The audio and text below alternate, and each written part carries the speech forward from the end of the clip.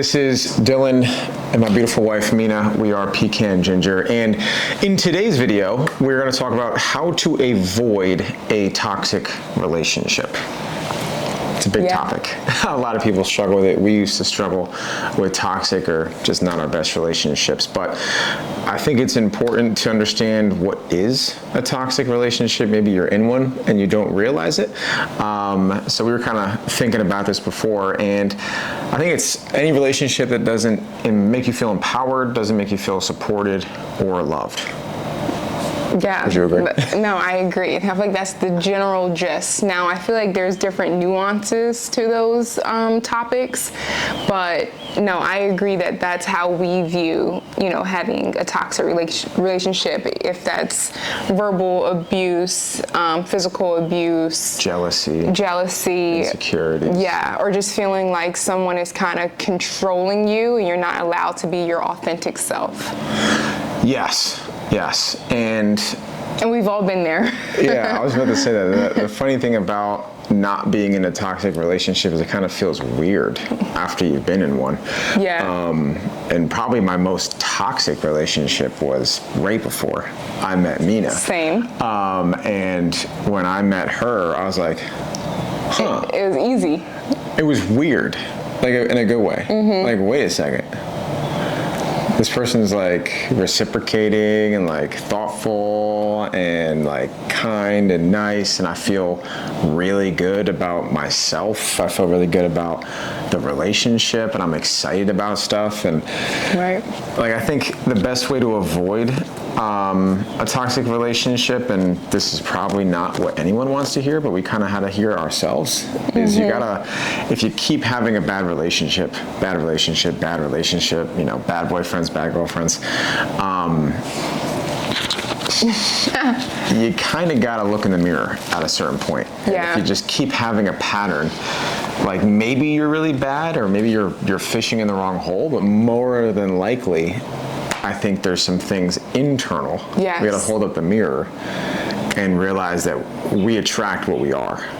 And that's a hard pill to swallow a lot of the times, of like, why are these things keep coming up? And it's probably because in relationships, how you react to things that happen or words that people say is your own internal belief system. So and I know when we have arguments or whatever it might be, most of the time, it's because of how you're hearing that with your mental state. That's definitely true. Or when you're kind of feeling insecure about something and you just naturally push your insecurities on another person, you're kind of like, like where did this kind of come from? But in reality, something prior happened that then kind of makes you lash out and have this unwanted tension that you're not really sure what the root cause, but the root cause isn't your partner. It's kind of what you're dealing with internally. So, and I definitely remember when I was in a toxic, relationship. When I was in a toxic relationship, it was more so with control of like who I talk to, who my friends are, and then also things weren't really being reciprocated. And it's funny because when you're in a new relationship, sometimes those red flags can be hard to find. Or you don't want to see them. Or you don't want to see them, because everyone in the beginning always puts their best foot forward. Like, that's with anything. And 2 weeks, month, kind of, in the relationship, you still may not see them. But after 2 months, 3 months, right, 4 months, then you'll start to see some traits of people's character that could possibly be red flags. But I think all females find themselves in a situation where even though they see the red flags, because they're already kind of so deep into it, that it's hard to kind of, even though we identify it, to break it off type of thing, right? And that's that inner work of like, I'd rather be alone than be with someone who is not for me. Yeah. Right, and that's a hard, pill to swallow. And like, this is better than being alone. sometimes not. Right. Like being alone is necessary. Like you need to be alone to grow. Yes. And to understand what you actually want and to work on yourself and maybe increase your standards, right? Because the things that you put up with in a relationship is a direct reflection of the things that you are okay with happening to you. Right? Yeah. So if someone's being, you know, verbally abusive or doesn't treat you correctly or, you know, belittles you or controls you, you being okay with that is an internal thing, that you're okay, like that's a level of something that you're okay with. Right. And that comes from an internal belief system of worth and how you view yourself. So when I got tired of being treated not as I believed I should be treated, I started to have a higher standard, and I think I attracted little me. Pretty decent. I was the same way though, y'all. I was the same way. And when I was going through my breakup, self-care, that buzzword really wasn't a thing, right? But I really did take that time to not re-hop into a relationship. Like, I don't want to call anyone out, but I do know girls that would be in a toxic relationship and then hop straight into another relationship, right? Without even having any gap or any time with your thoughts of what happened, how to process your emotions. And, you know, the funny saying, the quickest way to get over someone is to get with someone else. And to a certain extent, yes, but then also to a certain extent, no. No. You need that space in between to really evaluate the things that you like and the things that you don't like, and accept them and set like non-negotiables for yourself when it comes to certain things. So I know that when I got out of my last relationship, jumping into another one was literally, I wasn't even thinking about that. I met Mina like a week after. Yeah, well, guys process their emotions different than females. But I didn't choose it. Yeah. I didn't choose it. It kind of just I didn't want it. We both didn't want to meet each other. Yeah. Well, I mean, we did subconsciously, obviously. Right. But like our intention was like, I'm just gonna have fun. I'm gonna meet somebody. Yes. And there wasn't any intention of dating. Like the last thing we wanted to do was get back into a relationship. Yes. And then she tried. But one thing I wanted to say when you were talking, a relationship shouldn't be what's required for you to feel good. It should be an additive. So if you don't feel good by yourself, or you can't like hang out by yourself or do things on your own, or just being okay with your own thoughts, then the addition of another human being is not going to be the solution to that.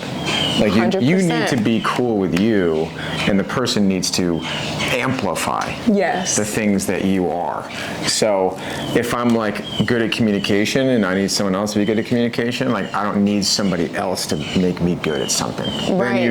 Then you have like tipped scales of what you need that person to do, and when they don't do it, you feel like they're not doing something and they're over here not knowing anything. Right. Like I feel like in a lot of relationships, like say here's a situation like a girl wears something out to dinner and the guy doesn't say anything about it. The girl was insecure about it and needed validation. Yep. Then she gets angry at him for not validating something that he didn't know he needed validated. Yeah. And then there's an argument, and then the guy's like, "What's up?" Nothing. You know and us. then we're like, "All right, okay." And then you're angry, I'm confused, and then that's where there's separation and people butt heads and like. Right. I think a big thing for us, because I mean, any relationship could be toxic, right? Like our relationship could be toxic, right? It's not like you meet one person, it's like, oh, it's an impossibility to be toxic. No. Easily be toxic. Yeah, we could easily have a toxic relationship, right? And it's like, I think the big things is like insecurity, communication, trust, and jealousy. Yeah. Jealousy is a big one, guys.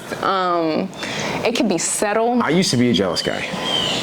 See, I've never really seen that side of Dylan when he was. I work on myself.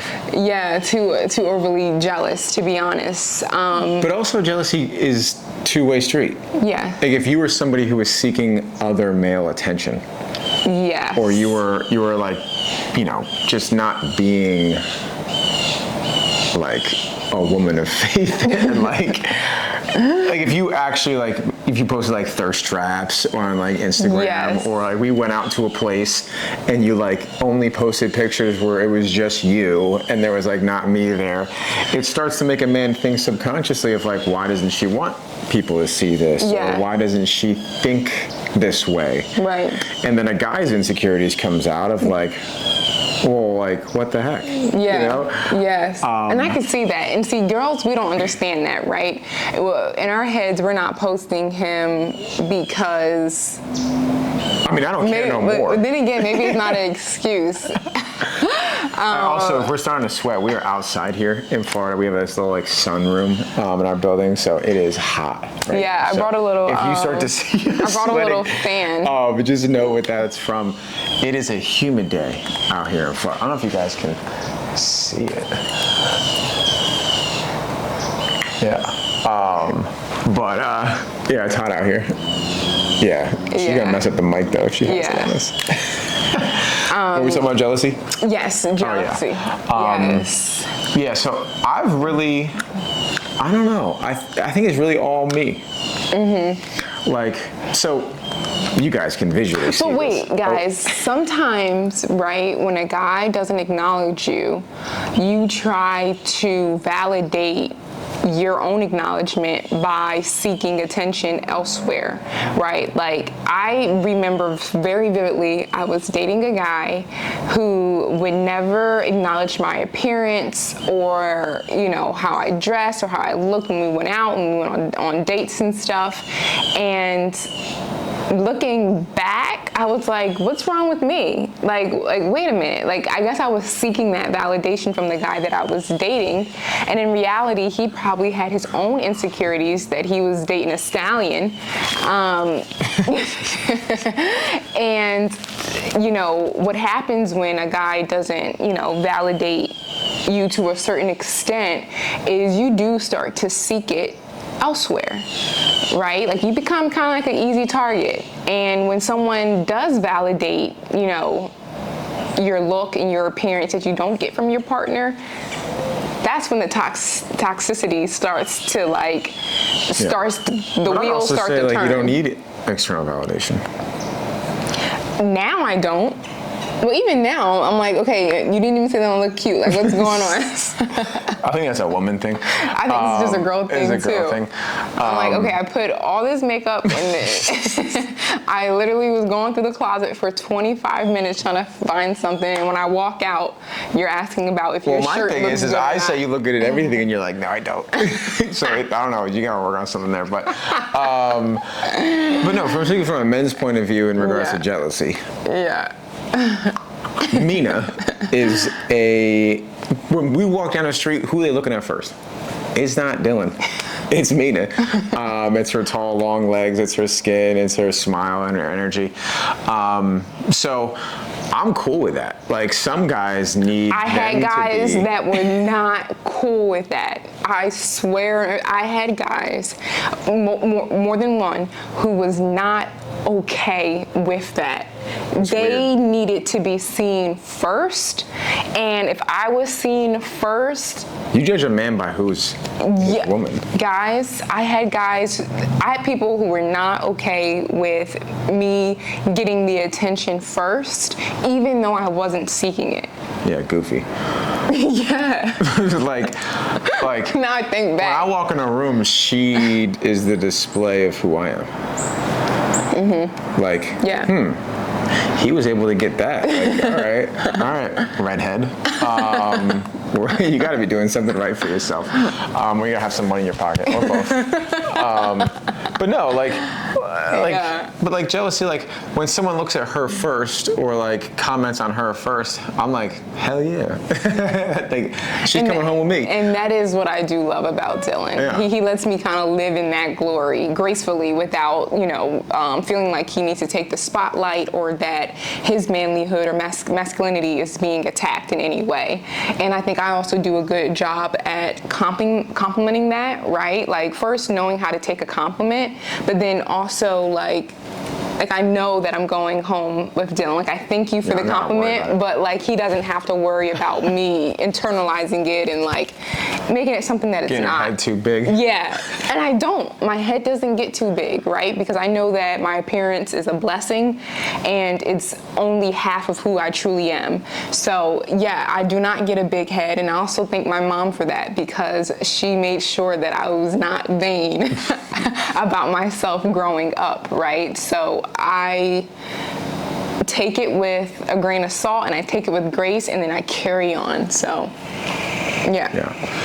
And it happens a lot because we're unique looking, so a lot of people make comments. Almost every single time we go out. Yeah. Positively. I don't think anyone's ever said a negative comment to our faces in person. A few of y'all have said some stuff, but no. About 99% of comments on videos, in person, it's all positive. By the grace of God, yeah. Yeah, amen to that. But we had a couple other points. Jealousy was a big one. Insecurities, that kind of goes with jealousy. But I think the best way to avoid a toxic relationship is to not project insecurities, like you kind of mentioned earlier. Like, if you're not feeling, or if you're seeking that thing, like, don't expect that person to give you what you need. Like, you gotta give you gotta fill your own stuff. Yeah, you gotta fill your own holes first, honey, before you expect someone to do that for you. Especially when you're first meeting, a new person and stuff. Like, it's okay to take time to work on yourself before you commit to a relationship. And I think it's even more sexy when you're able to say that to a person that you're starting to date, is that you're taking things easy as you still continue to discover your true self, and that you want someone to compliment you, not aid you. So yeah, I think being vocal about it, and then also taking action, right? And I feel like doing that internal work can look like a lot of things to many people. Maybe it's going back to school, because that's something that you always wanted to do. Maybe it's getting a new job or moving to a new city. You know what I mean? Or maybe it's taking care, getting closer to God, taking care of your physical appearance, going to the gym, waking up early, eating better, like journaling, meditating, praying, going to church. It's like, how that looks for you is uniquely yours, but it's the small steps. It's like small little things like that. It's also, you're creating a vibration to attract the thing that you want. Yes. Because if you're low energy, you're not that fun to be around, you have a bunch of insecurities, you're super jealous, you don't know how to communicate. Right. What are you expecting to attract? You're attracting someone who's just like that. Right, or worse. Like, there's literally, like, vibrations attract vibrations. Like, you give off a vibration, an aura, whatever you want to say. Yes, your aura is a big thing. You give off energy. Yeah. And you attract the energy that you exude. So if you're continually attracting a low quality person, or not the quality that you want, you gotta look in the mirror and like, you probably, when you clicked on this video, you didn't expect for this message, but I think this is exactly what is the true way to not have a toxic relationship. To avoid it, all in one. Is you becoming the type of person who doesn't attract a toxic relationship. 100%. And it also has a lot to do with like having humility and understanding. And like, in our relationship, Samina was younger. Well, she always will be younger than me. But we were in different walks of life. So she was still in college when I met her. I was graduated in the workforce. She was in a dorm room. I rented my own apartment. Yeah. We've experienced different things, or not have experienced certain things. Right. So for me personally, it was like allowing her to experience those things, to grow the way that she needed to grow, and not being like, oh, you're young, or like undermining, right? Like, oh, I'm older than you. Or thinking that because I was in college, I'm gonna cheat or do something sneaky, right? Like all those little things. She never gave off any of those vibes to this day.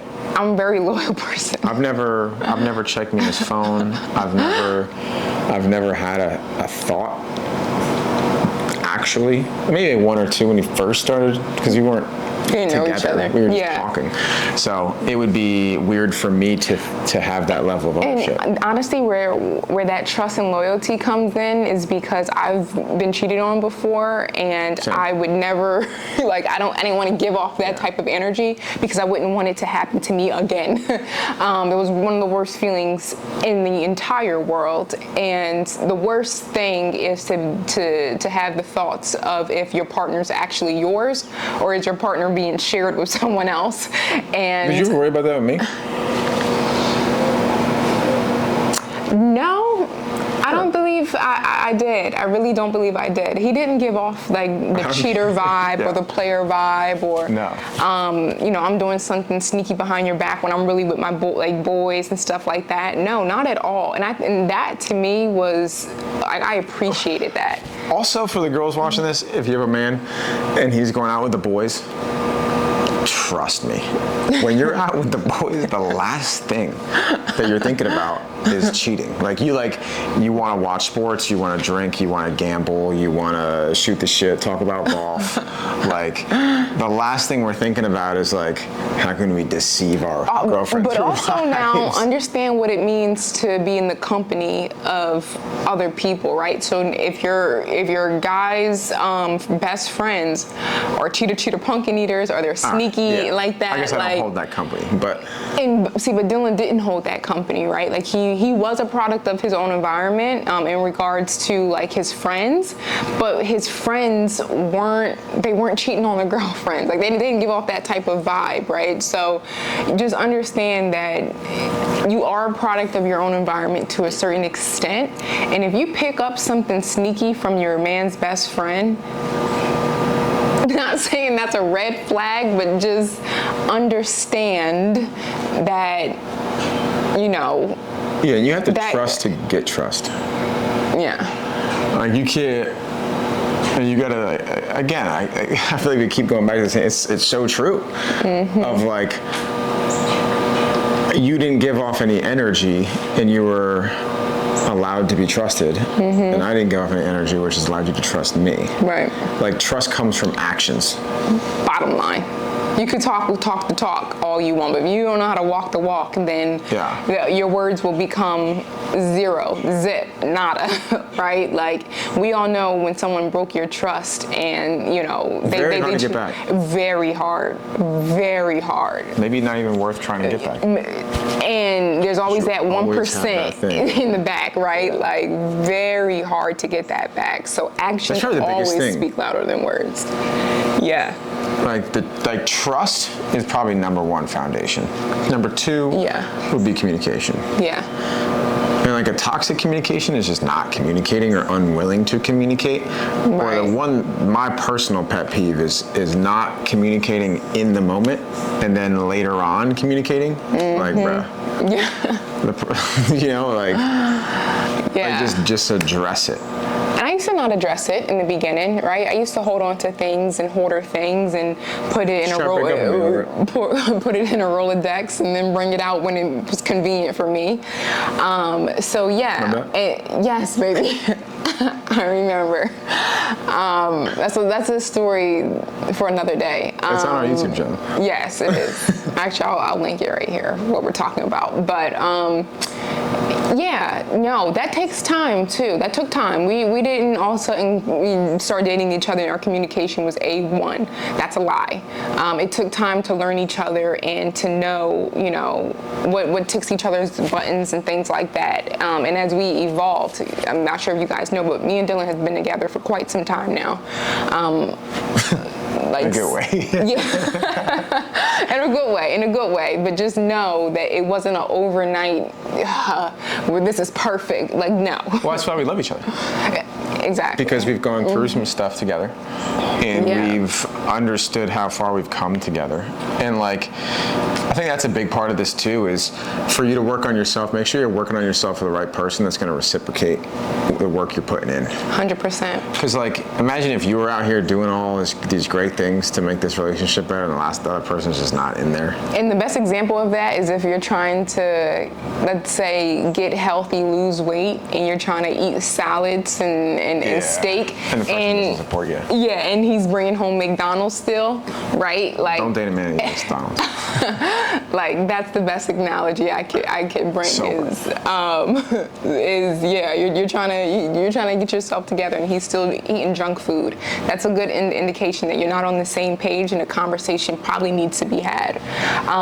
And the last thing that I would, I was gonna say with that, but also, like, you might need to be the driver of the bus.